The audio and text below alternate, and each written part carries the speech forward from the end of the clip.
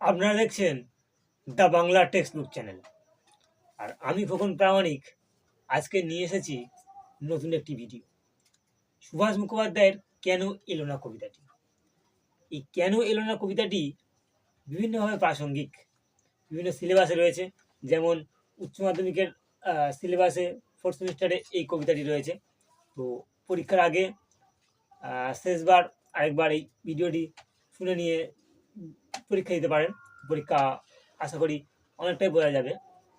তো সুভাষ মুখোপাধ্যায়ের কেন এলে না কবিতাটি যত দূরেই যাই কাব্যগ্রন্থের একটি কবিতা। এই কাব্যগ্রন্থ লেখা হচ্ছে 1962 সালে। কিন্তু বোঝা যাচ্ছে স্বাধীনতার বেশ কিছু প্রায় সমসাময়িক সময়ে, অর্থাৎ কিছু পরেই এই কবিতা লিখছে। তো প্রসঙ্গত নানা রকম রাজনৈতিক এবং সামাজিক সমস্যা তো রয়েছেই। এই কবিতা জানার ক্ষেত্রে বা বোঝার ক্ষেত্রে এই সামাজিক প্রেক্ষাপট, রাজনৈতিক পটভূমি জেনে নেওয়াটা অত্যন্ত আবশ্যিক। তো সুভাষ মুখোপাধ্যায় যখন কলম ধরছেন, অর্থাৎ এই ধরুন 1950 বা 60-এর মধ্যে, এই সময় সদ্য স্বাধীনতা পাওয়া দেশে অন্যরকম সমস্যা দেখা গেল। স্বাধীনতা আগে মানুষের যেরূপ আশা ছিল, তাদের যেসব ভরসা ছিল স্বাধীনতা পাওয়ার পরে তারা সেগুলো অর্জন করবে, কিন্তু বাস্তবে দেখা গেল যে স্বাধীনতা লাভের পরে সেগুলো পাওয়া যাচ্ছে না। সাধারণ মানুষের বেঁচে থাকার জন্য যেগুলো দরকার, খাদ্য, বস্ত্র, বাসস্থান, শিক্ষা এবং স্বাস্থ্য, এগুলোর কোনোটা সঠিকভাবে পাচ্ছে না। যার জন্য মানুষ আন্দোলন করলো। এছাড়া আরও নানাবিধ কারণে আন্দোলন হচ্ছে। যেমন সে সময় গাড়ি ভাড়া বৃদ্ধি, ট্রামের ভাড়া বৃদ্ধি, এই নিয়ে হচ্ছে। সরকারি কর্মজীবীরা তারা ঠিকমতো মাইনে পাচ্ছে না, পেলেও চড়া বেতন পাচ্ছে না, যার জন্য তারাও আন্দোলন করছে। তো এইসব বিভিন্ন কারণে আন্দোলন শুরু হলো। সে সময় সাধারণ মানুষ খুব বিপর্যস্ত হয়ে পড়ল এবং পুলিশ নানা রকমভাবে বন্দুক গুলি ব্যবহার করতে থাকলো। ফলত সাধারণ মানুষ মরতে শুরু করলো এবং নানাভাবে পালাতে শুরু করলো। এই সময়ের প্রেক্ষাপটে এই কবিতা সুভাষ মুখোপাধ্যায় লিখছেন। জাতীয় কংগ্রেস অর্থাৎ স্বাধীনতা হওয়ার পর কংগ্রেস সরকার গঠন করলো। তো কংগ্রেসের বিরুদ্ধে বিভিন্ন বিরোধী দলগুলো তারাও নানাভাবে আন্দোলন করছে, গণ আন্দোলন হচ্ছে, হিন্দু মুসলমানের মধ্যে বিভেদ সৃষ্টি হচ্ছে, অর্থাৎ প্রাণ যাচ্ছে এবং ভয়ে ভয়ে দিন কাটাতে হচ্ছে সাধারণ মানুষের। তো এমতো অবস্থায় আমরা দেখি যে একজন অপেক্ষা করছে আর বলছে কেন এলো না। এই অপেক্ষা কোনো প্রেমিকের নয়, এই অপেক্ষা একটা সন্তানের, তার বাবার জন্য অপেক্ষা। কিন্তু কেন অপেক্ষা এবং শেষে কি হচ্ছে, এই কেন এলো না যার জন্য অপেক্ষা, সেই দেখছি ফিরে এসছে। এবং যে অপেক্ষা করছিল সে আসতে পারেনি, সে এই আততায়ী হাতে নৃশংসভাবে তাকে ফিরতে দেয়নি। কবিতাটা যদি পড়ি তাহলে বোঝা যাবে কবিতা কেন এলো না। সুভাষ মুখোপাধ্যায়, সারাটা দিন ছেলেটা নেচে নেচে বেরিয়েছে, রাস্তায় আলো জ্বলছে অনেকক্ষণ, এখনো বাবা কেন এলো না মা। একটি ছেলে, ছোট ছেলে, বালক বা কিশোরের আগে পর্যন্ত ধরা যায়, সে অপেক্ষা করছে। রাস্তায় পুজোর সময়, পুজোর মরশুমে রাস্তায় আলো জ্বলছে এবং সে অপেক্ষা করছে এবং তার মাকে জিজ্ঞাসা করছে বাবা কেন এলো না মা। বলে গেল মাইনে নিয়ে সকাল সকাল ফিরবে, পুজো যা কেনাকাটা এই বেলা সেরে ফেলতে হবে। বলে গেল সেই মানুষ এখনো কেন এলো না। যে মানুষটা বলে গেল যে আজ তাড়াতাড়ি ফিরবে, অথবা বলে গিয়েছিল যে আজ মাইনে নিয়ে ফিরে বিকেলে পুজোর জামা প্যান্ট কিনতে যাবে, পুজোর পোশাক কিনবে, অথবা পুজোর পোশাক কিনে নিয়ে ফিরবে, যে মানুষটা বলে গেল সে এখনো ফিরছে না কেন। বাবা কখনো আসে না, বারবার সে প্রশ্ন করছে। কড়ার গায়ে খুন্তিটা আজ একটু বেশি রকম নড়ছে, ফ্যান গালতে গিয়ে পাটা পুড়ে গেল। আমাদের সমাজে এখনো মনে করা হয় যে কোনো খারাপ ঘটনা ঘটার পূর্বে নানা রকম সংকেত আসে, নানা রকম ভাবে ঈশ্বর বা প্রকৃতি জানিয়ে দেয়। তো সেরকমই বলছে, কড়ার গায়ে খুন্তিটা আজ একটু বেশি রকম নড়ছে। ফ্যান গালতে গিয়ে পাটা পুড়ে গেল। এই পা পুড়ে যায় ফ্যান গালতে গিয়ে, এই যে একটি খারাপ সময়ের ইঙ্গিত দিচ্ছে। এটা মনে করা হয় বিভিন্নভাবেই, মনে করা হয় যে খারাপ সময় আসার আগে প্রকৃতি বা ঈশ্বর নানা রকমভাবে সংকেত দিয়ে থাকে। জানালার দিকে মুখ করে ছেলেটা বই নিয়ে বসলো মাদুরে, সামনে ইতিহাসের পাতা খোলা। ছেলেটা অপেক্ষা করতে করতে বই নিয়ে বসেছে, সামনে ইতিহাসের পাতা খোলা। এই ইতিহাস শব্দটার মধ্যে একটা ব্যঞ্জনা রয়েছে। ইতিহাস আসলে পুরনো দিনের কথা মনে করায় পুরনো যেসব দ্বন্দ্ব ঘটে গেছে, যুদ্ধ ঘটে গেছে সেইগুলো। তো এই যে যুদ্ধ সমসাময়িক কালের, সে সময়ের, এটিও ইতিহাসের পাতার মাধ্যমে কবি তুলে ধরতে চেয়েছেন। তো জানালার দিকে মুখ করে ছেলেটা বই নিয়ে বসলো, সামনে ইতিহাসের পাতা খোলা। তো ইতিহাসের বই পড়তে শুরু করেছে। ঘড়িতে টিকটিক শব্দ, কলে জল পড়ছে। ও বাড়ির পাঁচিলটা থেকে লাফিয়ে নামলো একটি গোঁপওয়ালা বেড়াল। এই লাইনগুলোর মধ্যে দিয়ে কবি আসলে ছেলেটা যে ফাঁকি মারছে, সে যে পড়ছে না, সে বাইরের প্রকৃতি দেখছে এবং বারবার জানালার দিকে তাকাচ্ছে, বাইরের বাইরের দৃশ্যকে দেখছে যে তোর বাবা আসছে কিনা। বাবার জন্য অপেক্ষা করছে, অপেক্ষা করতে করতে বাইরের যে জগৎটা সে দেখছে, ফাঁকি মারছে। এই স্তবকটা তারই প্রতিচ্ছবি।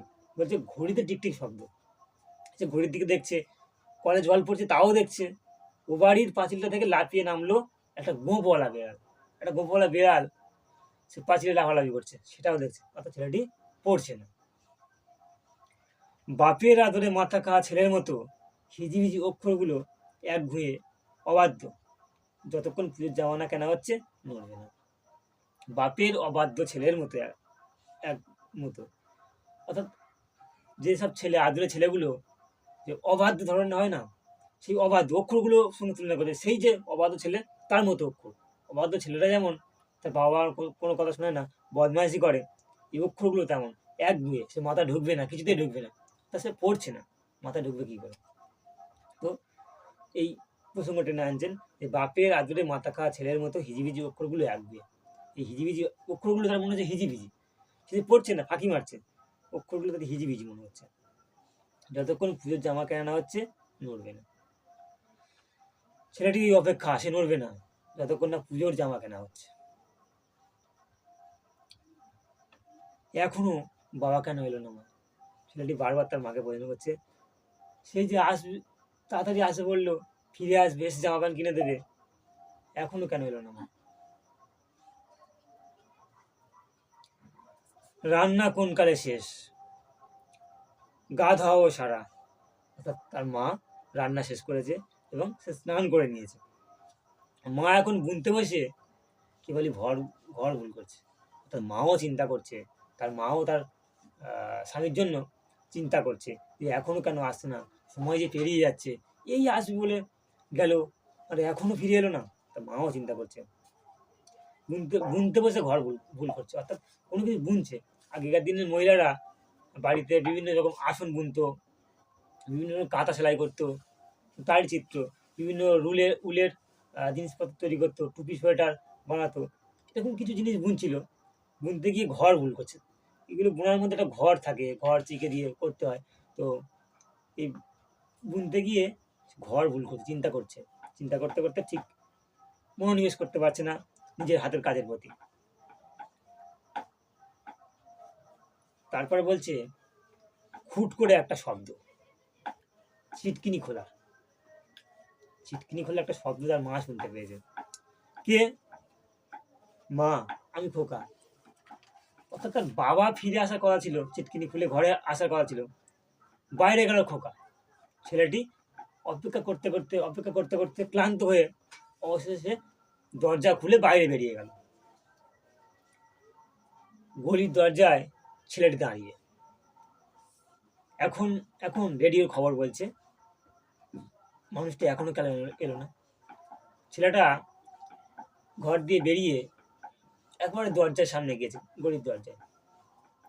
রেডিওতে খবর চলছে, সেই মানুষটা এখনো আসেনি। একটু এগিয়ে দেখবে বলে ছেলেটা রাস্তায় পা দিল, মোড়ে ভিড়। ছেলেটা অপেক্ষা করতে করতে আরো একটু এগিয়ে গিয়ে দেখতে চাইছে যে রাস্তায় পা দিল, রাস্তার ওপারে গিয়ে দেখতে চাইছে যে বাবা আসছে কিনা। একটা কালো গাড়ি, আর খুব বাজি পড়ছে। একটা কালো গাড়ি দাঁড়িয়ে আছে, আর খুব বাজি পড়ছে, বোম পড়ছে। ছেলেটা ভাবছে যে কোনো পুজো, কোনো অনুষ্ঠান হচ্ছে, হয়তো পুজো শুরু হয়ে গেছে। ভাবছে কিসের পুজো আজ। ছেলেটা আরো একটু এগিয়ে দেখে আসতে গেল কিসের পুজো আজ।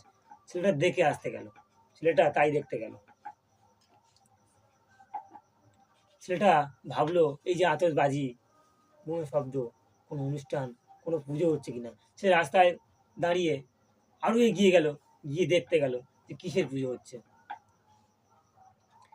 তারপর অনেক রাত্রিরে বারুদের গন্ধে ভরা রাস্তা দিয়ে অনেক গলি গলি ঘুরে মৃত্যুর পাশ কাটিয়ে বাবা এলো, ছেলে এলো না। তারপর বাবা, এই যে রাস্তায় এত গন্ডগোল হাঙ্গামা হচ্ছে, বাবা তো একজন প্রাপ্তবয়স্ক মানুষ, তার অভিজ্ঞতা অনেক। সে কোনো জায়গায় গা ঢাকা দিয়েছিল, কোনো জায়গায় আত্মগোপন করেছিল।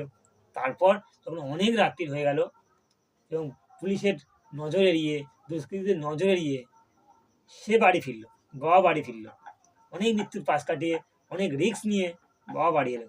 কিন্তু যে ছেলেটা বাইরে গেল বাবাকে দেখতে, যে ছেলেটা নতুন জামা প্যান্ট পরবে পুজোয় আশা করলো, বাবার জন্য অপেক্ষা করছিল, সেই ছেলেটা, সেই ছেলেটা আর এলো না। সে রাস্তায় তাকে চিনে নিয়েছে, তার আর বাড়ি ফেরা হয়নি, ফিরল বাবা। তো এই স্তবকটা একটা খুব দুঃখের স্তবক, পড়লে আহ, খুবই দুঃখের মধ্যে দিয়ে চলতে হয়। তারপর অনেক রাত্রিরে বারুদের গন্ধ ভরা রাস্তা দিয়ে অনেক গলি গলি ঘুরে মৃত্যুর পাশ কাটিয়ে বাবা এলো, ছেলে এলো না। সুভাষ মুখোপাধ্যায়ের কেন এলো না কবিতাটি একটি উল্লেখযোগ্য কবিতা। এই কবিতাটি হয়তো অনেক সমসাময়িক প্রসঙ্গ এসেছে, তারপরেও এই কবিতা কিন্তু খুব একটা জটিল নয়, সহজ সরল, গদ্যের মতো, গল্পের মতো একটা কবিতা, গল্পের মতো করে পড়া যায় এই কবিতা। এই কবিতা মূল ভাব বিষয়বস্তু একটু জেনে নিয়ে, রাজনৈতিক সামাজিক প্রেক্ষাপট একটু জেনে নিয়ে যে কোনো পরীক্ষায় অনায়াসে লিখে আসা যায় এবং ভালো নম্বরও পাওয়া যায় এই কবিতায়। তো সুভাষ মুখোপাধ্যায়ের কেন এলো না এই পর্যন্ত, এর পরবর্তী কোনো ভিডিওতে অন্য কোনো কবিতা বা অন্য কোনো বিষয়বস্তু নিয়ে আলোচনা করব। আর তোমাদের অন্য কোনো বিষয়ের জানার থাকলে কমেন্টে জানাতে পারো, আমি বলার চেষ্টা করব।